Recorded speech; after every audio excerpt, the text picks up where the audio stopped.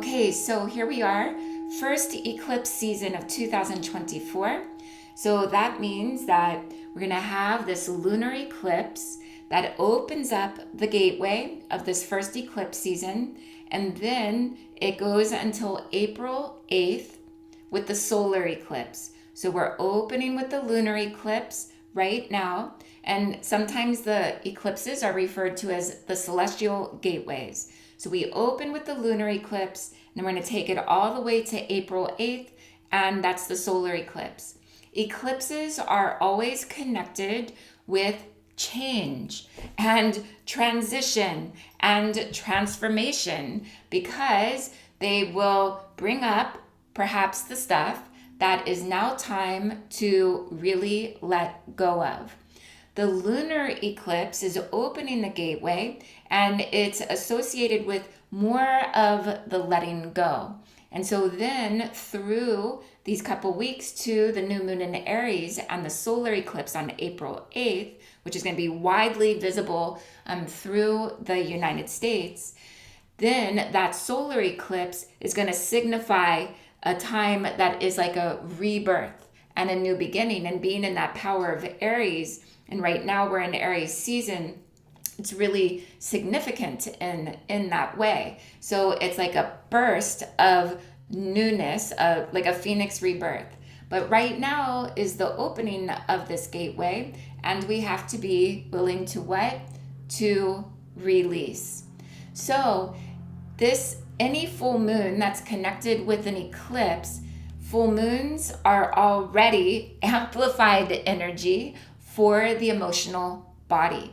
When it's connected with an eclipse, that means it gets supercharged in the emotional waters of our being, no matter what sign the moon is in, because the moon and the waters of the earth and our planet and our body and our emotional body, they are intimately connected.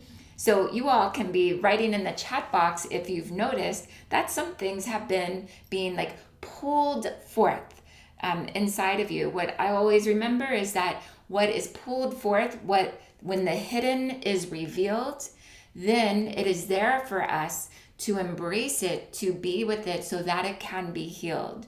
So the hidden gets pulled up and revealed so that we turn to it with our great compassion and we work with it so that it can be healed. What is revealed is there so that it can be healed. Now the eclipses again will bring that forth even more.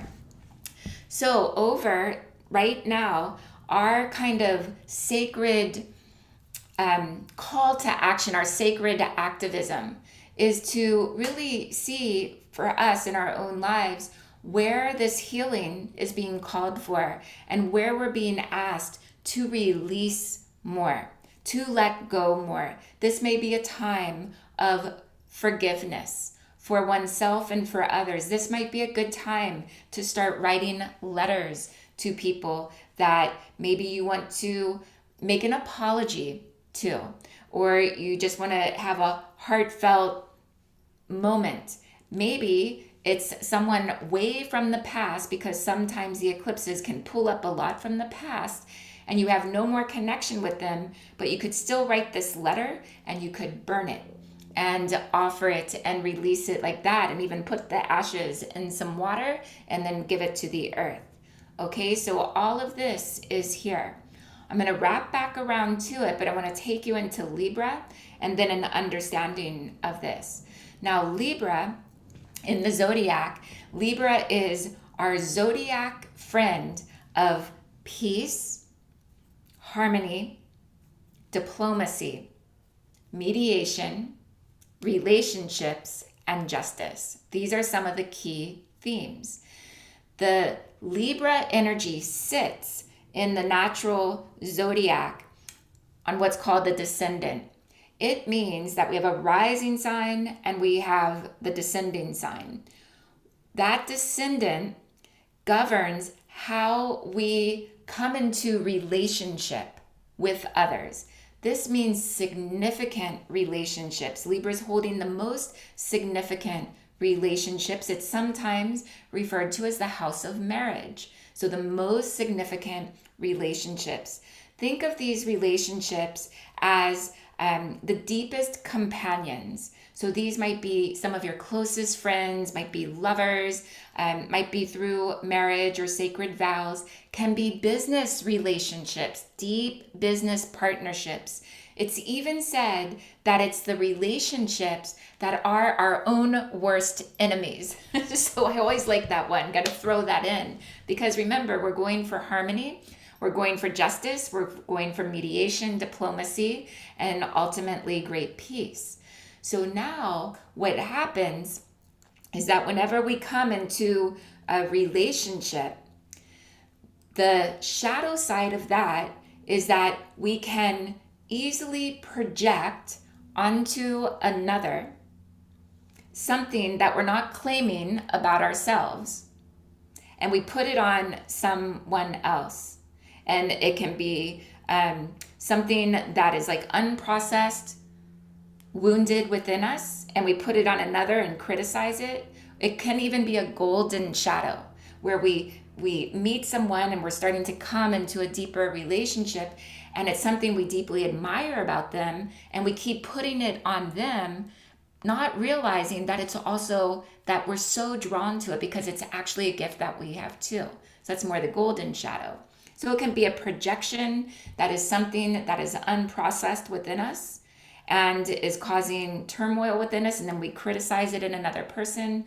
And or it can be the golden shadow, something we deeply admire, but we're not claiming inside ourselves. So if we think of Libra and the power of relationships and how we come into relationships, now let's unpack that a little more. With Libra, we want to be able to cultivate how to see and feel and to open our being to another's point of view. What is it on the other side that we have yet to hear or see or become aware of or acknowledge?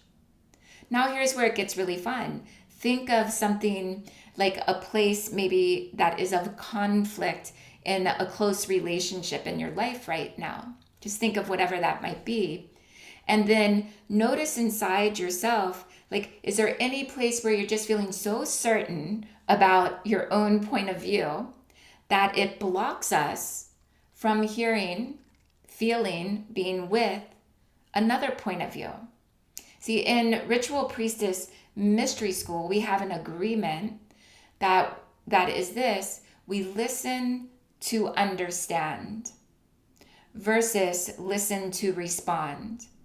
So that means when we're in a deep conversation through a companionship, that when that friend is speaking or sharing, whatever it might be, that we cultivate the strength of our vessel and skill, mind, body, and heart so much that we can be like an empty vessel so that we can listen openly. And we're listening to understand. What is it that I am not hearing? Let me just listen openly.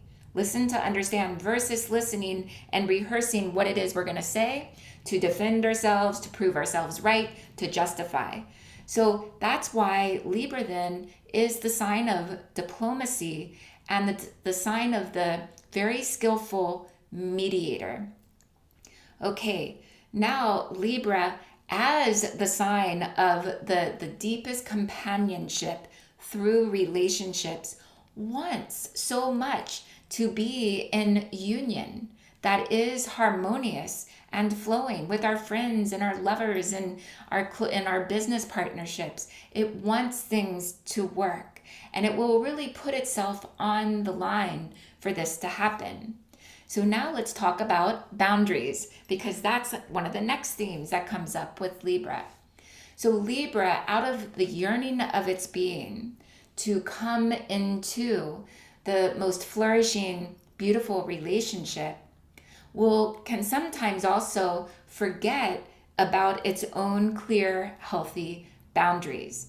And then when it does that, it begins to let's say, fall into codependency, or just loses the clear boundaries that keep the self integrity healthy, optimal. I like that word even more. So optimal. And then it gets very confusing. And that's also then where the projection starts to increase. Because if the boundaries aren't clear and the codependency emerging without the clarity of the self begins to happen, then all of a sudden all this stuff becomes a little bit more muddled and it can't be seen clearly. So we want with Libra to honor the deepest longing of this sacred marriage, so to speak, within the self and perhaps with another, always with great spirit, and cultivate the clarity of our personal core values. If we're in an intimate relationship with another, then be with them so that they know their clear core values. Then together craft shared core values. So now start to see it. Here's the two, and they're perfectly intact. Now they start to come into relationship. And this part where they're in relationship, we want to shine the power of shared core values. So that becomes our anchor in our relationship together. This is a beautiful thing to do right now in your relationships. So now with Libra, and with these themes of relationship, of harmony in our lives, let's now look to the balance in our lives. We start asking ourselves, where does my life feel like harmoniously kind of moving with a sense of grace, ease, and balance? Where does it feel like a seesaw that's toppled over and only one thing is being like, one side of it is just getting super burdened and the other side totally like forgotten? A lot of times, especially in today's fast-moving, productive world, it's often an imbalance in the relationship of work and play. And so there are many others, but I just bring that one forth because we're in such a modern time of like produce. This is how we think we're worthy. And the spirit of play gets kind of forgotten. So one gift that I bring to you is I always ask myself throughout the day, what would the spirit of play, how would the spirit of play move through me right now? How does the spirit of play move through me right now as I'm in this convergence with you? And so that way that we start to weave more this infinity flow. So go ahead and make an infinity flow kind of feeling. And I'm going to give you a hypnotherapy technique after, a little bit later. But start to feel into this, the two different aspects of your life, and see if you can flow your breath and your awareness harmoniously, beautifully into both. Now just really bless it. Okay, we're going to keep going. So we have this full moon is at around 5 degrees Libra, and Libra is an air sign, and it's a cardinal sign. Let me unpack that for just a moment. As an air sign, it governs the mental capacity as well as the social skills. So the air signs love movement and to be with others, to be with people, and they're also the power to expand the mind through the mental, get really clear, be very dexterous in the mind, like this. Then as a cardinal sign, it means it's an initiator. It loves to start new things, and it loves to take leadership too. The cardinal signs are natural kind of leaders in their own way. So a Libra air cardinal sign will initiate and have a feeling and the energy of leadership when it comes to being a mediator, diplomacy, justice, enhancing harmony, bringing beauty and artistry into a space. Venus as Libra is also very artistic and loves a beautiful space. And then also an initiator and holding that kind of leadership energy and cultivating really harmonious relationships. So now think about those aspects and how that might be speaking to you in this moment. Okay, now a couple aspects that are happening. We have a connection with a lot of planets that are all in water signs. So I'm going to name these planets, and I wrote them down here because it's interesting. And while I'm finding that, it's interesting that so many of the planets are in water right now. The full moon always pulls on the water.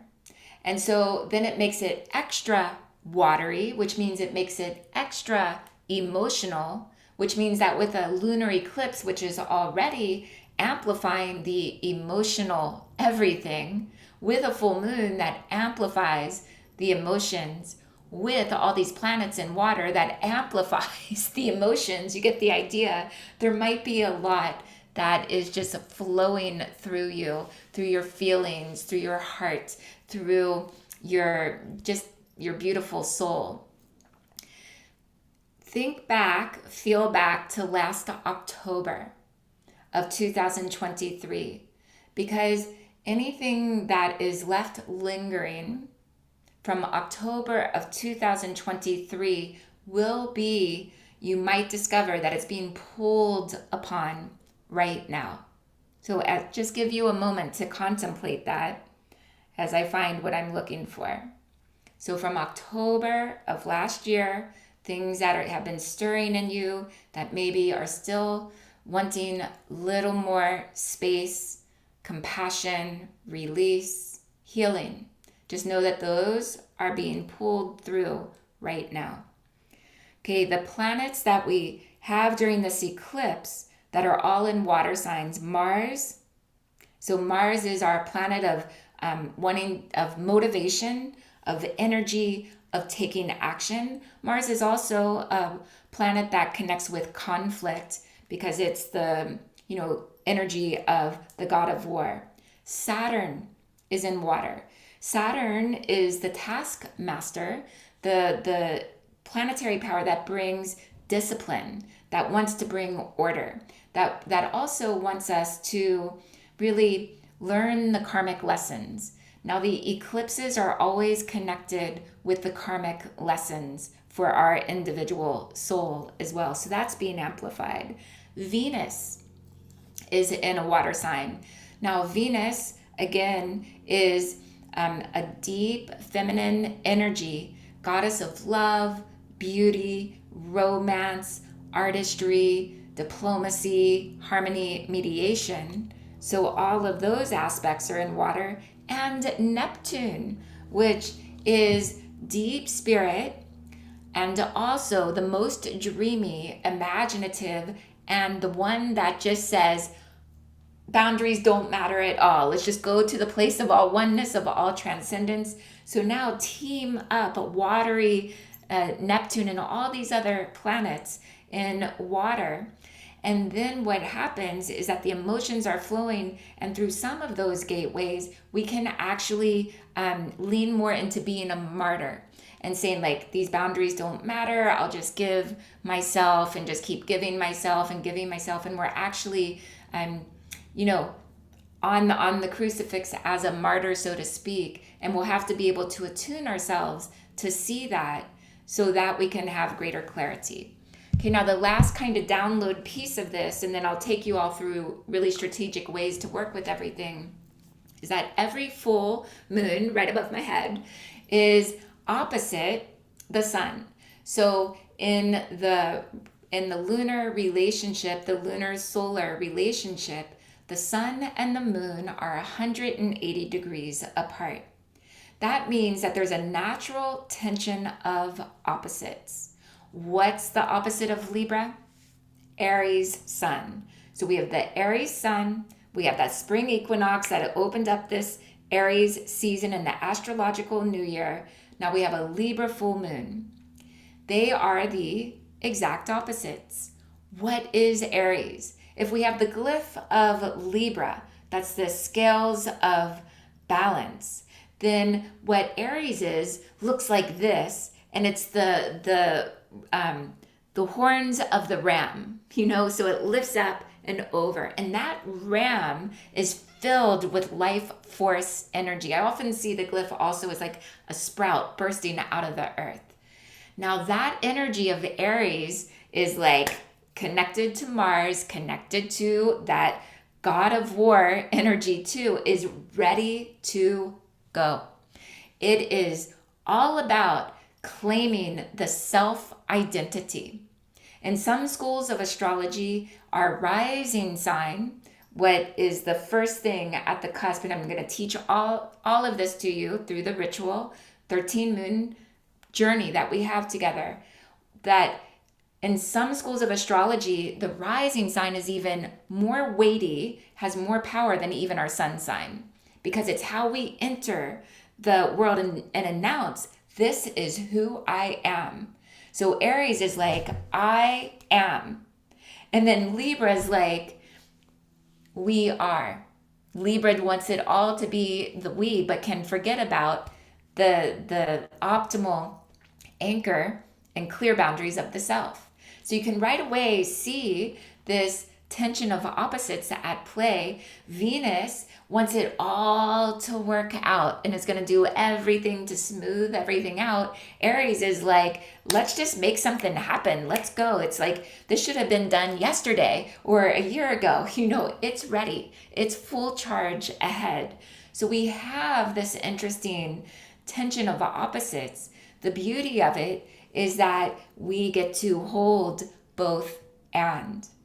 And so here is now where our journey, our deep self-reflection and bringing in a little bit of magic and ritual and space comes in to yoking these energies, optimizing ourselves so that we can do what? We can shine the radiant codes that we are. Okay, I'm just going to check my notes for a second, see if there's anything else that I want to offer to you. Again, watch out for the self-sacrifice that is, especially the self-sacrifice that's not intentional. The self-sacrifice that's like the conditioning. The self-sacrifices that is more unconscious, like we're doing it, we're sacrificing ourselves, but we're not consciously giving in this way. That's the part of the self-sacrifice that we want to be attuned to so we can consciously be like, I serve in this way fully, gratefully, with my heart, versus doing things and then feeling resentment about it. Because the lunar eclipse wants us to clear the resentment. It wants us to clear, the old patterns and behaviors that really aren't supporting us. I think I've got most of everything that I really wanted to. Here's one note I want to offer too, that this particular play illuminates the shadows of our most significant relationships. So that's one other thing. So if you're in a close relationship, again, it can be lovers, it could be besties, it could be business partnerships, that this particular eclipse with this full moon can amplify and illuminate the shadows, the shadow content within that relationship. So it might mean that you find a good way to come together with this companion, with this relationship, and start to work some stuff out, okay? Versus letting it linger and fester. Because if you do, then this eclipse portal is just gonna blow it up, all right? So we wanna remember that because it's a good time to do the work and not turn away from it, okay? And the last thing I'll say is that there's an emphasis of the balance of desire, the desires to be together, and our own self-assertiveness. So what I often teach in the Priestess Mystery School is in our way of communicating, we want to be able to be assertive, not aggressive, and also not passive aggressive. So the thing is, like, then see that as another kind of skills.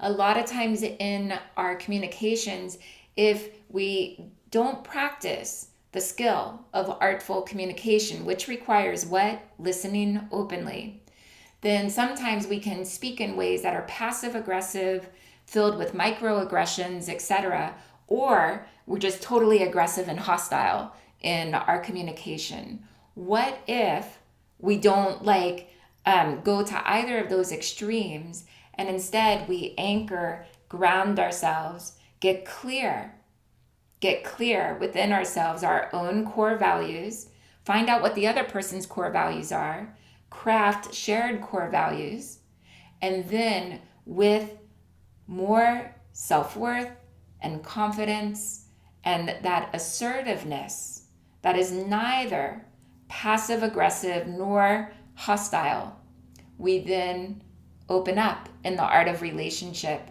through our communication skills. All right, so just a little something for us to consider. Okay, family. So now I'm going to keep going with